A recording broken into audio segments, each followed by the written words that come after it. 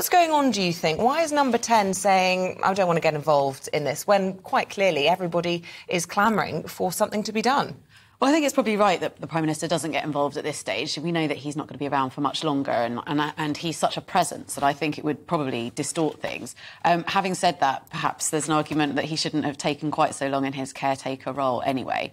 But I do think that aside, that the two camps should put together some kind of task force and get around the table, not necessarily the candidates themselves, but some of their supporters and some of the people that might be in the respective cabinets, so that they can kind of thrash out a plan and really kind of get to grips with what is looking like an incredibly difficult few months. And the plan we're talking about is an emergency cost of living budget. Yes, I think we probably do need to see one of those. There has been talk that perhaps there might be one. I think that the Truss camp has suggested maybe September the 21st might be a sort of opportune time. The problem is that we're coming out of the leadership campaign and then almost immediately going into the conference recess period when MPs are sort of, you know, in the four corners of the country and so not around to sign it off.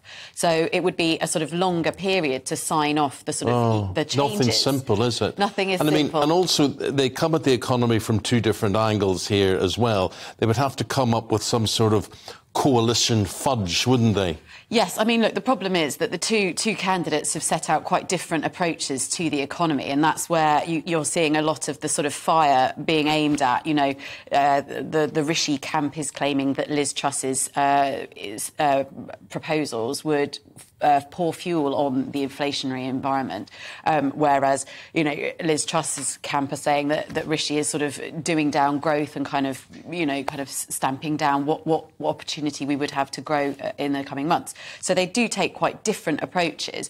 You would need to have probably a plan A and a plan B, depending on who would win. But I think we need to see some strategy being built, as we are with the NHS. And it really is fire when you talk about it. I mean, this is proper blue on blue, and you really wonder how they're going to unite the party after all of this. And we've got Dominic Raab, the Deputy Prime Minister, coming out today and calling Liz Truss's plans electoral suicide. And on the other hand, you've got Team Truss saying that a vote for Rishi would be a vote for Labour, based on some polling that they're quoting, saying that actually Sir Keir Starmer would be more popular with the electorate. Yes, I think Raab's attack is a very interesting one. Obviously, you would assume that perhaps he might keep his powder dry or say something a bit sort of less inflammatory, but clearly he's in a very marginal seat, and it's a very, what you might call, a blue wall seat. So I think that's probably where he's coming from. On the other side, this morning, Aaron Bell has come out. He was someone who backed Tom Tugendhat, so you might think that perhaps he'd be more on the sort of Rishi Sunak camp, but he's come out saying that he's going to support Liz Truss. He is in a very red wall seat. So I think you can kind of see where people are sort of landing is pretty much on that kind of split. And I think probably we're still sort of odds on for a Liz Truss premiership. But today we've got another hustings, and it's in Darlington, which is Rishi's home sort of turf.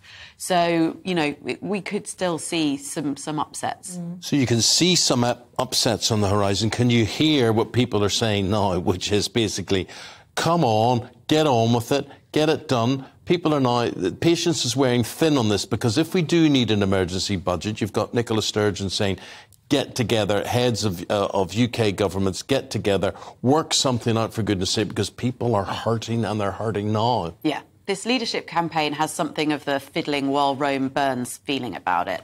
You know, we want to see, I thought Steve Barclay's intervention about the NHS over the weekend was very interesting. Obviously, that's another huge concern going into winter. We need to have something equivalent for the economy.